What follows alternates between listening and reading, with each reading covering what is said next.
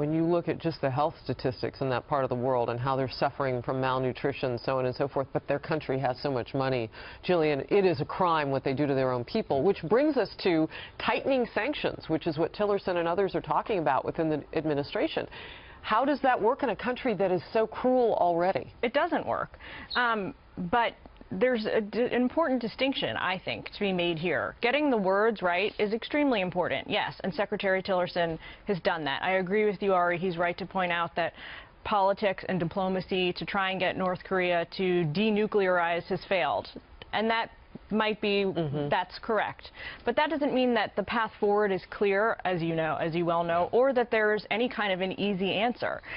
Any kind of tension here in this part of the world might lead to escalated conflict, to outright conflict at any point in time. I wanted to get this quote right, so I wrote it down because I liked it. The Chinese Foreign Minister Yi said yesterday that the United States and North Korea were like two accelerating trains on a collision course, which is really how I see the situation. Yeah, nobody hitting the brakes. It's explosive, and you've also got to be very careful. So you got to get the words right, but you actually have to get the policy right is more important. Well, and Ari, what you were talking about earlier on a different topic, but it fits like tapestry here, is that, you know, the secretary is walking out the diplomacy and the words of the president. So what would the president say on this issue? We've got a Trump tweet now, a President Trump tweet.